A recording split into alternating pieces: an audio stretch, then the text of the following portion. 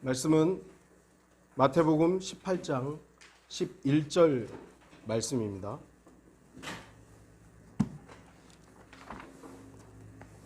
제가 말씀을 읽도록 하겠습니다. 인자가 온 것은 잃어버린 자를 구원하려는 것이라. 오늘 말씀의 제목은 크리스마스의 진짜 목적.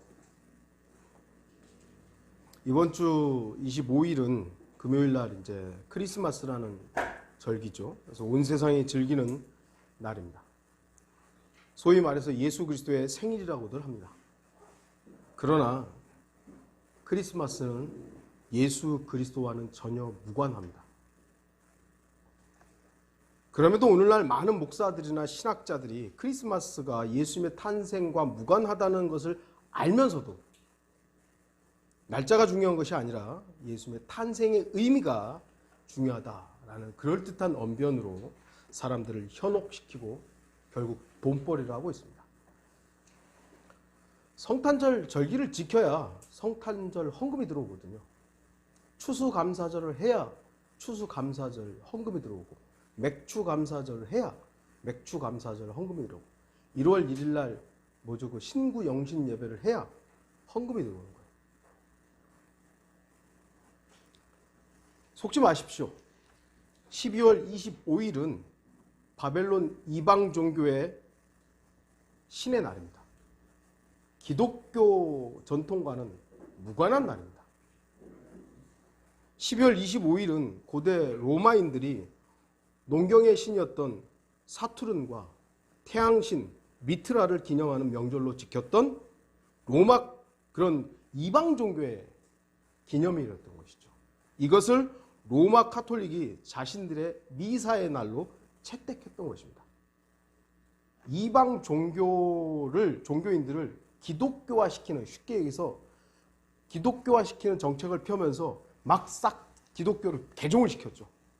그러면서 이방 종교인들이 지켰던 것들을 교회 내로 흡수를 해서 그것들을 교회 내에서 허용을 하게 된 겁니다.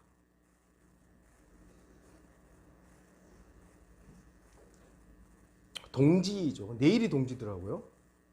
동지는 해가 가장 짧았다가 길어지는 시기로 태양신 숭배자들이 자신들의 신인 태양이 동지를 기준으로 다시 길어지는, 그걸 이제 부활로 생각을 했던 것입니다. 부활하는 것이라는 의미로 그 절기를 축제일로 지켰던 것입니다. 그것을 소위 말하는 카톨릭 교회에서 차용을 해서 이게 바로 아기 예수의 탄생일이다, 그렇게 가르치기 시작했던 것이 지금의 아예 그냥 고정이 되어버린 것이죠. 여러분들 그거 아세요? 로마 카톨릭, 그러니까 유럽의 영향을 받은, 카톨릭의 영향을 받은 교회들은 대부분 세계적으로 12월 25일을 크리스마스로 지키지만 러시아 종교회는요 1월인가? 3월인가? 아니에요. 그 크리스마스가 또 달라요. 자기들 멋대로 생일이라고 정해놓고 자기들이 그냥 지키고 있는 것이죠. 성경에는 공식적으로 예수 그리스도의 생일에 대해서 언급이 없습니다. 그런데 로마 카톨릭이 태양 숭배자들의 날을 기독교화 시켰고 지금은 예수님과 전혀 무관한 장사꾼들의 돈벌이 수단이 되어버렸습니다. 이제 세상 사람들이 생각할 때 크리스마스 그럼 뭐가 제일 먼저 떠오르죠? 뭐가 제일 먼저 떠오를까요? 산타크로스예요. 빨간 옷 입고 헐헐헐 하고 있는 산타크로스지. 아기 예수? 그건 그래도 교회 다녀본 사람들은 조금 생각할지 모르지만 세상 사람들은 그렇지 않아요. 축제만 생각하죠.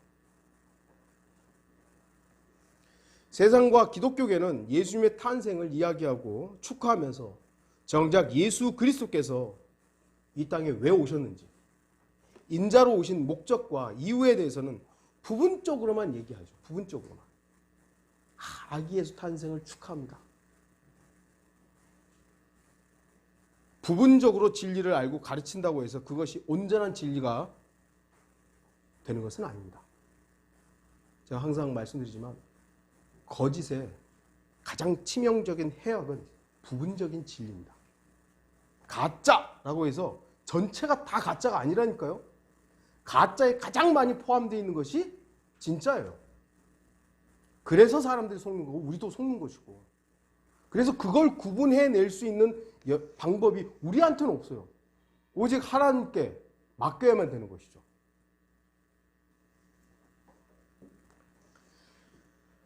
대부분의 기독교인들은 예수 그리스도께서 이 땅에 오신 이유를 잘 알고 있다고 생각합니다. 교회 다니는 사람들 대부분 예수님이 이 땅에 왜 오셨는지 잘 알고 있다고 생각하는 것이죠. 그래서 사람들은 예수님께서 죄인들을 구원하러 왔다고 말합니다. 이 정도의 이야기는 이제 구원받지 못한 사람들도 암기하듯 하는 얘기죠. 암기에 다 하고 있어요. 예수님은 왜 십자가 죽었어? 우리 죄를 위해서요. 교회 안 다니는 사람도 그 정도는 다 이제 뱉어내요. 더 나아가 기독교인들 중에 어떤 사람들은 주님의 오심이라는 그 의미가 구원하기 위해서, 그리고 그 다음에 섬기러 오신 것도 압니다. 그러나 가장 중요한 주의 오심, 곧 주님의 다시 오시는 재림에 대한 이유와 목적에 대해서는 관심이 없고 입술로만 주여 주여를 외칠 뿐입니다. 마태복음 7장 21절에서 23절, 나에게 주여 주여 하고 부르는 자마다 다 천국에 들어가는 것이 아니오 하늘에 계신 나의 아버지의 뜻을 행하는 자라야 되느니라. 그 날에 많은 사람들이 나에게 주여 주여 우리가 주의 이름으로 마귀들을 쫓아내지 아니하였으며 또 주의 이름으로 많은 경이로운 일들을 행하지 아니하였나이까 라고 말하리니, 그때 내가 그들에게 분명히 말하되 나는 너희를 전혀 알지 못하니 너희 불법을 행하는 자들아 내게서 떠나라고 하리라. 코로나19 때문에 이제 크리스마스 유흥이 예전만 못하죠. 그렇기 때문에 세상과 교회들은 더욱더 분위기를 고취시키기 위해서 다양한 형태로 사람들을 미혹시키고 있습니다. 그러니까 공개적으로, 외적으로는 행사들이 거의 없어졌어요. 근데 이제 숨어서 하는 것이죠. 숨어서. 겉으로 보여지는 화려함은 많이 약화될 것이지만 그 강조점, 아마 교회들에서는 이 크리스마스에 이 외적으로 행하는 행사들은 많이 줄어들겠지만 교묘한 형태로 사람들에게 크리스마스를 강조할 것입니다. 사람들의 감정과 향수를 자극해서 비진리로 속일 것입니다. 그렇게 됨으로 인해서 예수 그리스도께서 인자로서 이 땅에 오신 진짜 이유와 목적, 의미는 더욱더 퇴색될 것입니다. 행사만 남아있어요.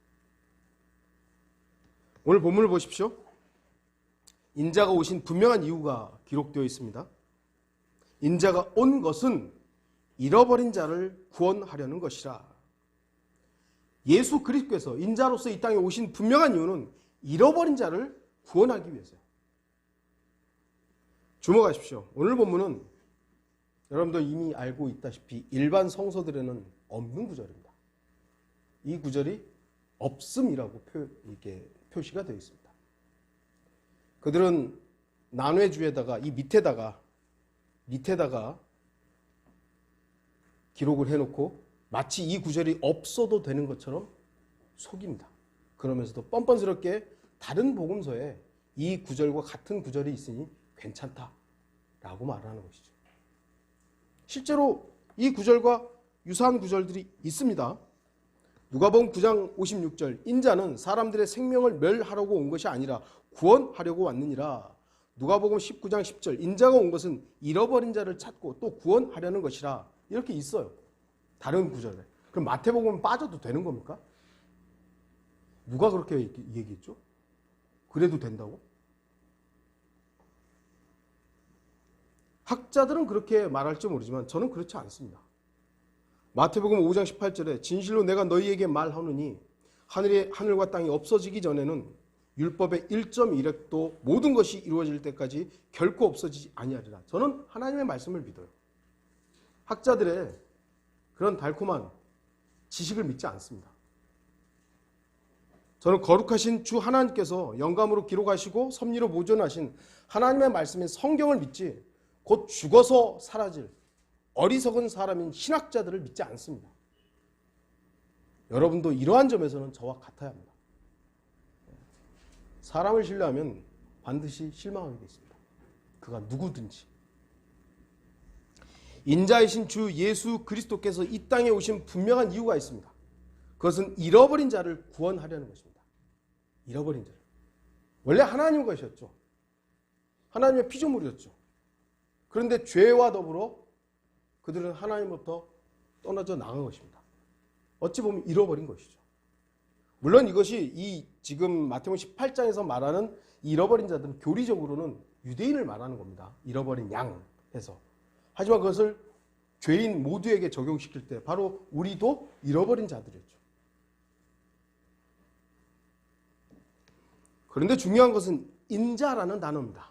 인자. The Son of Man. 사람의 아들이죠. 주님께서는 하나님의 아들이죠. 요한복음에서는 하나님의 아들이죠. 근데 여기서는 지금 인자라는 단어들이 사용되고 있습니다. 주님께서는 반드시 인자로서 그 사람의 아들로서 오셔야만 사람을 구원할 수 있는 것입니다. 하나님이신 주 예수 그리스도께서 하나님으로만 계셨다면 어쩌면 인간을 구원할 수 없었을지도 모릅니다. 왜냐하면 인간은 그 어떤 방법으로도 하나님의 구원의 손을 스스로 잡을 수가 없습니다.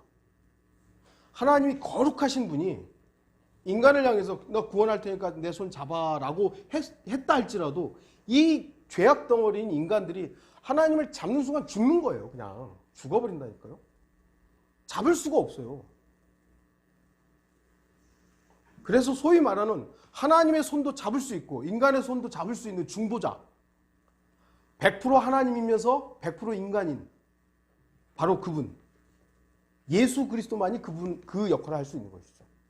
만약 여러분 말씀드렸죠, 반만 인간이고 반만 신이면요, 그런 존재도 죽어요. 그냥 완전한 하나님을 반만 인간이고 반만 신이라는 그 존재가 하나님을 잡는 순간 그거 뭐겠어요? 그건 죽는 거예요.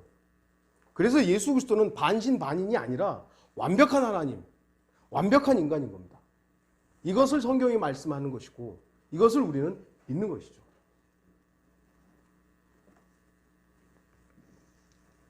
디모데전서 3장 16절, 경건의 신비는 논쟁의 여지 없이 위대하도다.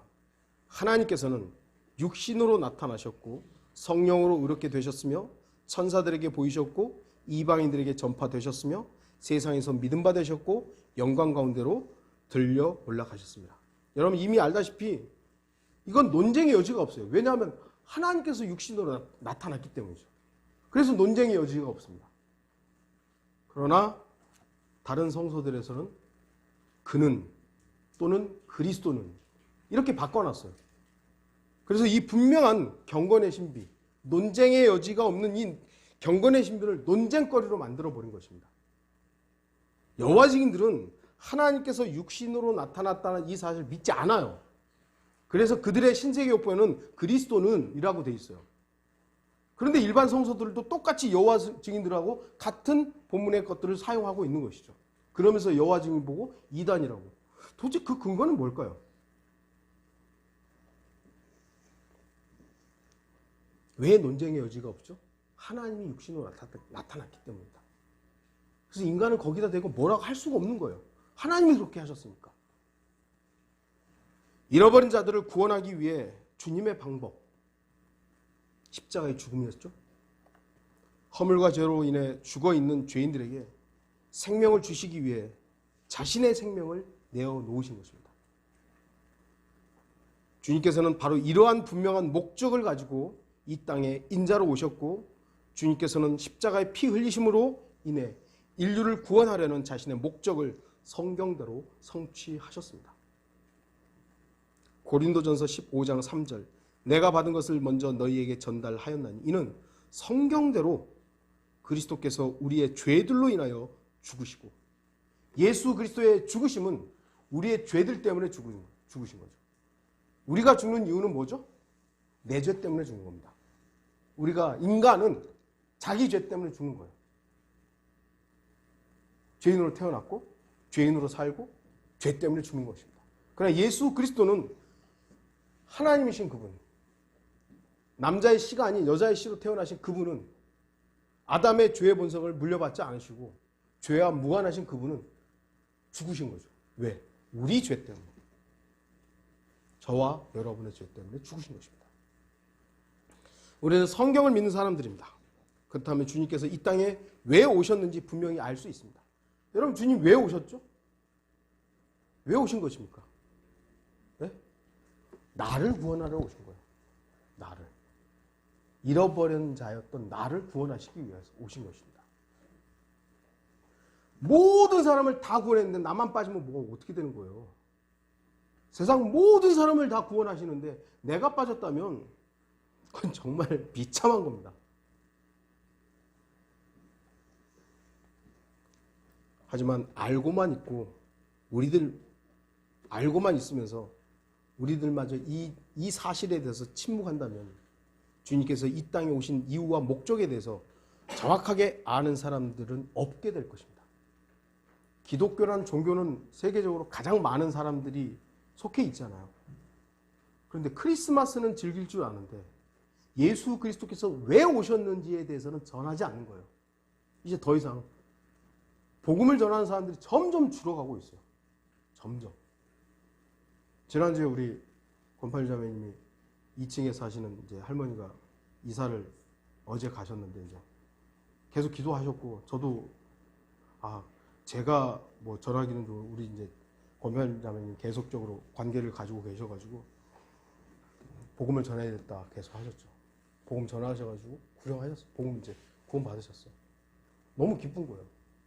그러면 제가 반농담으로 우리 집에서 권팔님이 제일 낫다고. 네. 물론 우리가 기회를 다 얻을 수는 없습니다만 항상 누군가를 대면할 때 이 사람은 구원 받았을까? 이 사람에게 내가 복음을 전할 수 있을까? 그 생각 자체를 못하고 있다면, 안 하고 있다면 우리는 지금 영적으로 죽어 있는 거예요. 그 부분. 물론 모든 사람에게 다 할 수는 없어요. 모든 사람에게 우리가 뭐 바울도 아니고 다 못해요.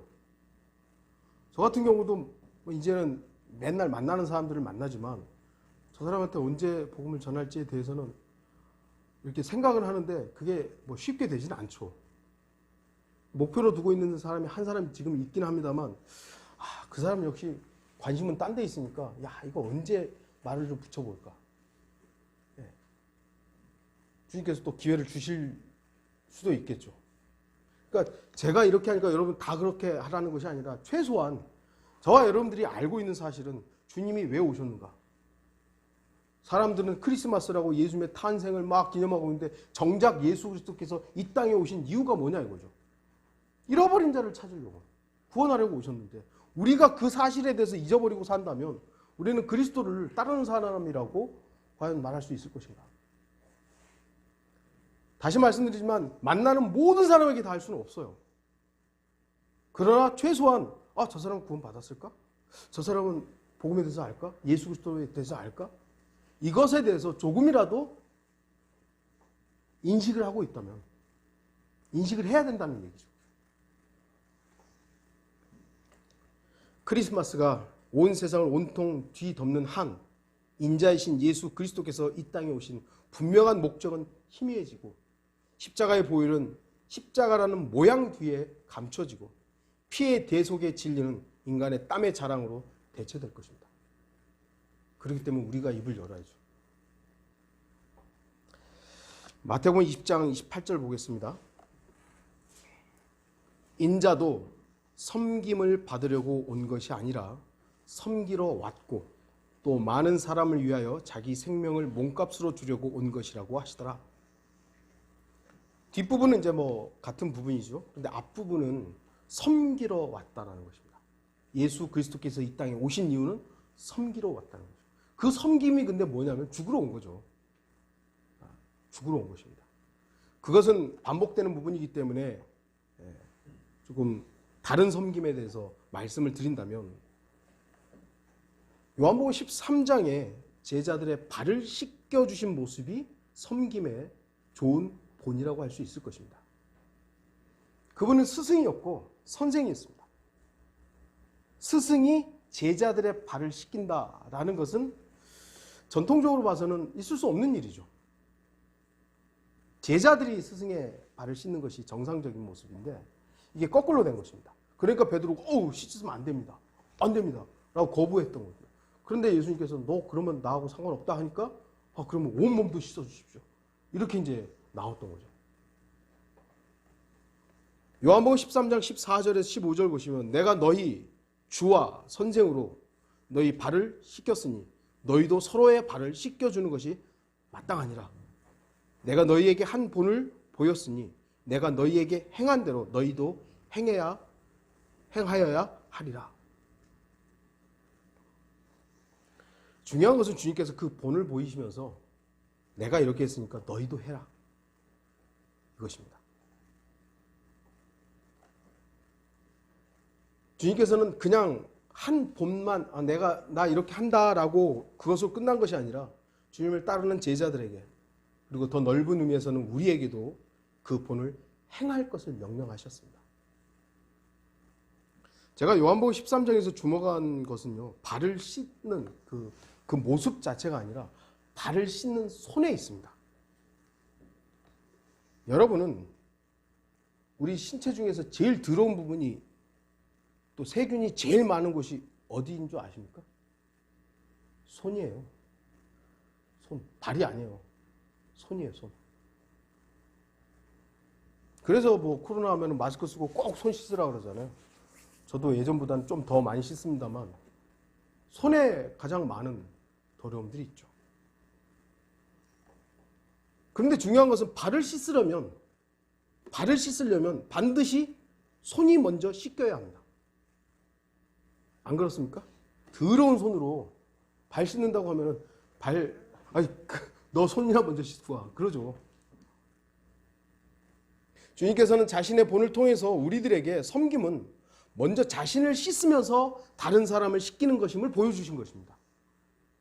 예수 그리스도께서 제자들의 발을 씻기실 때 자신의 더러운 손으로 씻기셨다고 생각하지는 않잖아요.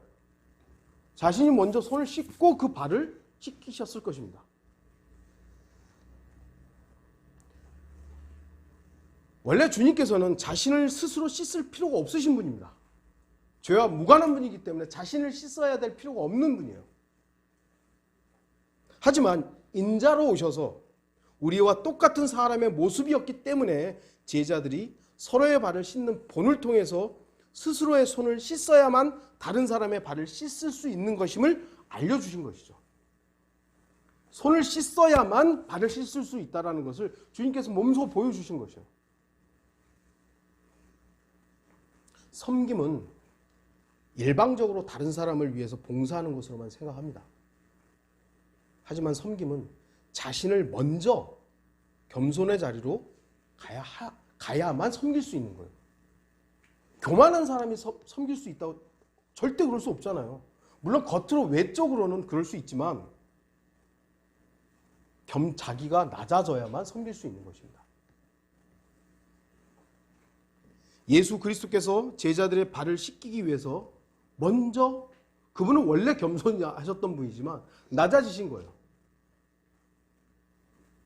여러분 발 씻기려면 어떻게 해야 되죠? 무릎을 꿇든지 낮아져야 됩니다.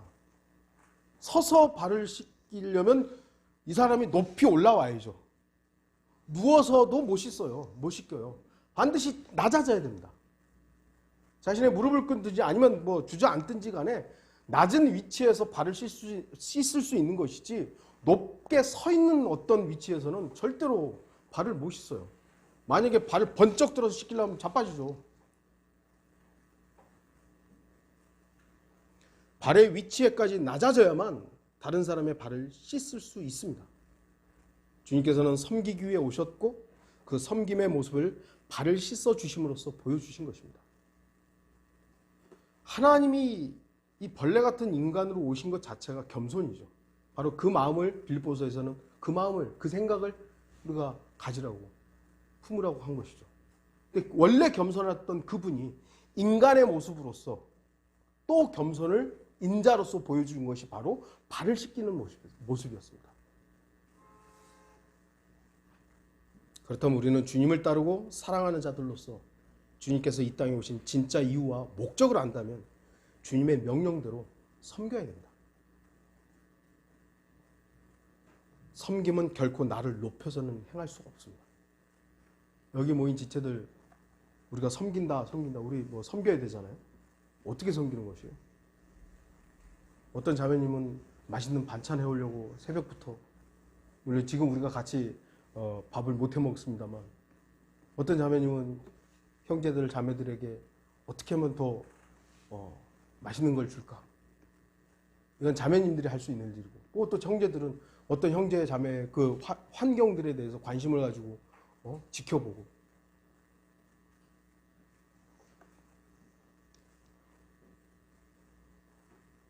낮은 위치에 가지 않으면 형제 자매들의 모습을 볼 수 없습니다. 그러니까 세상은 높은 곳에 가야 밑에를 보잖아요. 세상은 높은 곳에 가야 밑에를 봐요.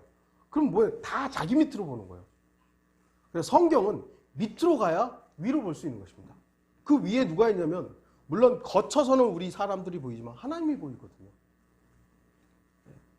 그리스도인의 눈은 낮은 곳에서 위를 봐야 결국 목적인 예수 그리스도가, 저기 계신 그 예수 그리스도가 보여요.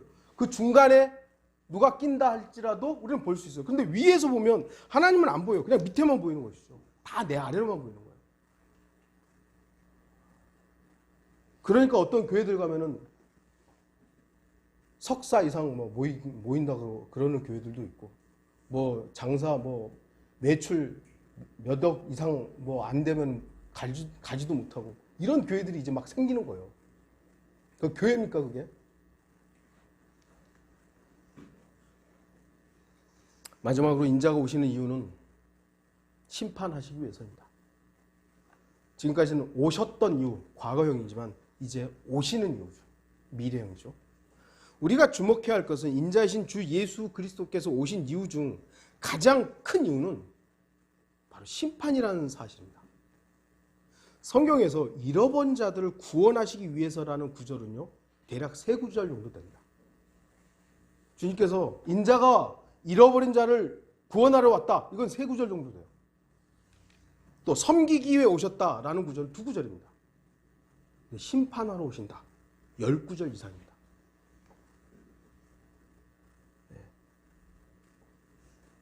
주님께서는 천사들과 함께 오시겠다고 말씀하셨습니다.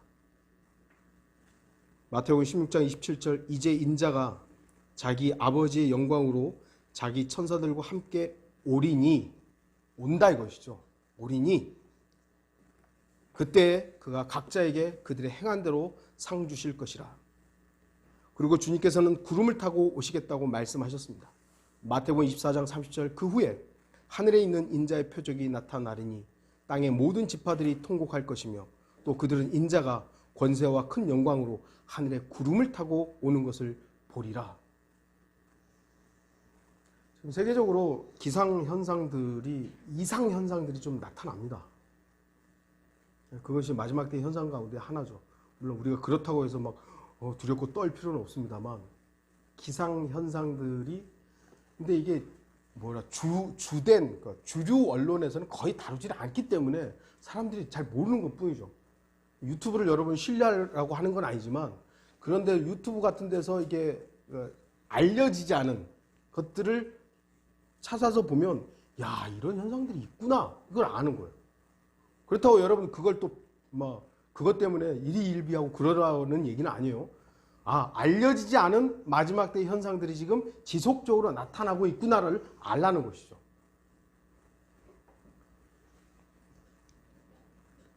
마태복음 26장 64절, 예수께서 그에게 말씀하시기를, 그렇도다.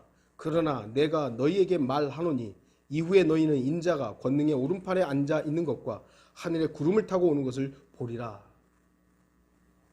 인자의 오심은 분명한 심판과 연관되어 있음을 성경은 말씀합니다.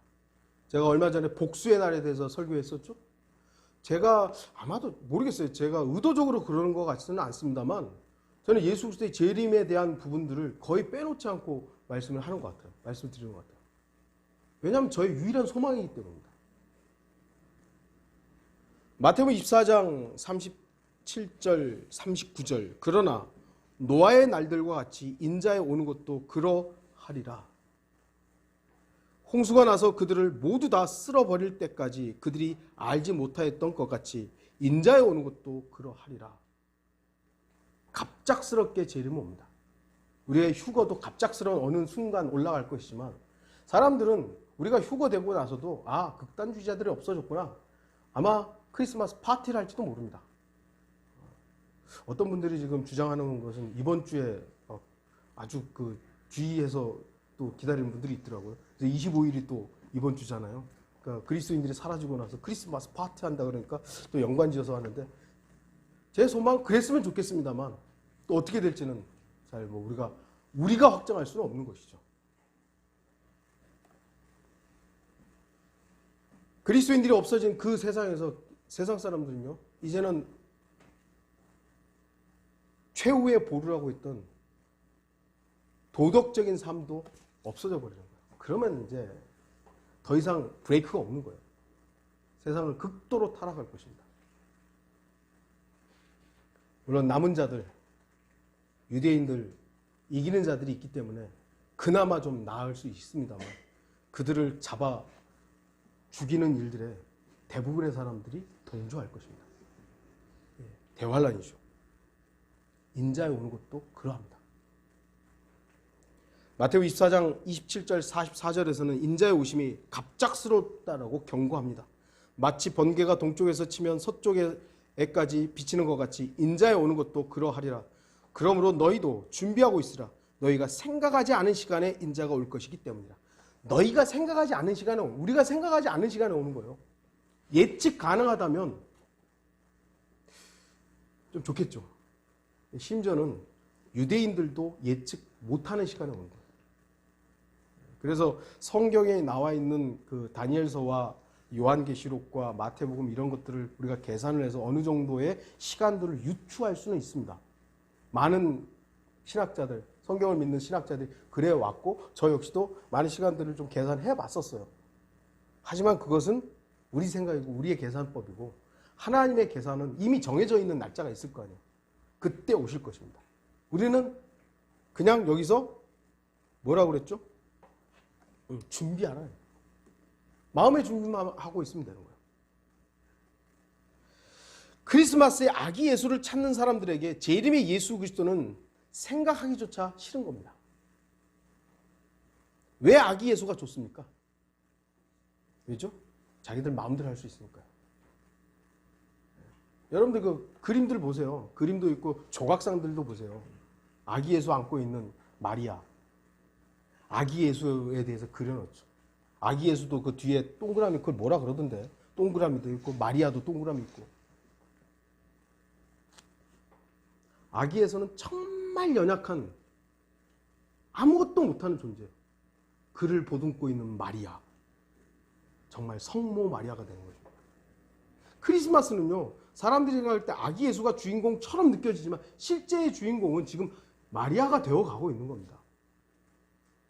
인식하지 못하고 있는 거예요.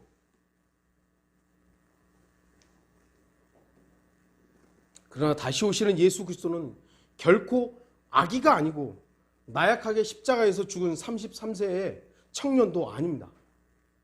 물론 재림의 예수 그리스도의 외적인 모습으로서는 건장한 청년, 우리가 알고 있다시 33살 반에 그 모습으로 오실 겁니다만 초림 때의 모습으로서 십자가에 죽을 때는 청년, 그 연약한 거 아니에요. 아무것도 못하고 그냥 매 맞고 침뱉음 당하고 구타 당하고 그랬던 예수님. 그분의 모습이 아니라고요. 주님은 온 세상을 칼로 심판하실 무섭고 두려우신 분으로 다시 오십니다. 그래서 세상과 종교인들은 예수 그리스도의 탄생에만 몰두하는 거예요. 계속 탄생은 축하하지만 왜 오셨고 왜 십자가에서 죽으셨고 왜 승천하셨는지 그게 없어요. 목적은요, 다시 오시기 위해서입니다. 다시 오시기 위해서 탄생과 삶과 죽음이 부활이 있었던 것입니다. 다시 오시지 않는 예수 그리스도라면 이거 무슨 소용이 있어요, 사실. 앞에 있는 것들이. 성경을 믿는 그리스도인들은 주님의 죽으심과 주님의 다시 오심에 초점을 맞춰 생활해야 한다. 고린도전서 11장 26절 너희가 이 빵을 먹고 이 잔을 마실 때마다 주의 죽으심을 그분이 오실 때까지 선포하는 것이라. 만찬에서 할 것들은요 바로 그 죽으심이거든요. 근데 이건 뭐냐면 다시 오실 때까지 하는 거예요. 우리의 모든 생활에 유일한 소망과 목적과 지향점은 그분의 오심이에요. 그분의 오심. 그리스도인들은 성탄절 행사가 중요하지 않습니다. 우리 청년들이야 태어날 때부터 집에 크리스마스와 연관해가지고 아무것도 없었으니까 그런 것들을 별로 관심이 없습니다만, 저 어렸을 때만 해도 집에다가 트리 만들고 교회에다가 커다란 트리 만들고 거기다가 종 달고 장식하고, 아이고 메리 크리스마스. 메리 크리스마스라는 말 자체에 대해서도 알지 못하고 그냥 쓰는 것이죠. 엑스마스가 뭐예요? 물론 그 엑스라는 것이 그리스어에서 온 것이긴 합니다만 성경적으로 봤을 때 이 엑스는요 적그리스도와 연관된 거거든요. 그런데 뻗어시 엑스마스예요. 엑스마스. 안타깝죠? 크리스마스의 정체를 알기 때문에 세상 축제에 우리는 참여하지 않습니다. 그냥 그리스도인들은 하루 쉬는 날이에요. 단지 주님의 탄생이 어떤 목적과 이유인지를 알고 섬김의 자세로서 주님의 다시 오심에 주목할 뿐입니다. 이제 결론을 맺겠습니다. 인자이신 주 예수 그리스도께서는 분명히 이 땅에 오셨습니다. 그러나 크리스마스는 아닙니다. 크리스마스는 그리스도 그리고 미사라는 말의 합성어죠. 미사라는 게 뭐예요? 로마 카톨릭의 종교 행사를 말합니다. 우리는 미사 드리지 않습니다. 미사하지 않습니다. 미사라는 것은 예배와 다른 겁니다. 사람들이 이게 착각을 하는데 미사와 예배는 달라요. 미사는 제사에서 온 겁니다. 제사. 제사는 뭐냐면 제물이 있고 죽임이 있고 제사장이 있고 평신도가 있어요. 예배는 이미 죽으신, 제물로 죽으신 예수 그리스도께서 제물은 끝내셨고 섬김만 있을 뿐이에요.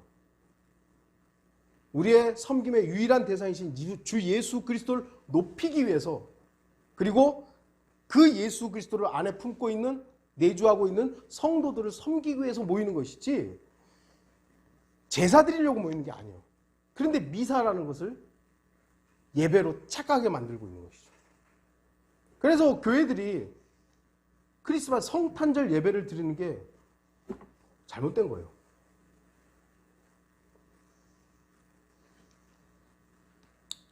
그럼에도 종교개혁의 후예라는 자들이 크리스마스의 뜻도 모르고 그냥 단어가 중요한 것이 아니라고 의미가 중요하다고 강조하고 있습니다. 물론 그 날짜와 상관없이 주님의 탄생은 의미가 있고 기쁜 날이었습니다. 아마도 우리가 성경적으로 봤을 때 예수님의 생일은, 진짜 생일은 9월 달일 겁니다. 9월 21일경. 이건 물론 확정적으로 할 수는 없습니다. 대략적으로 그렇다는 것이죠.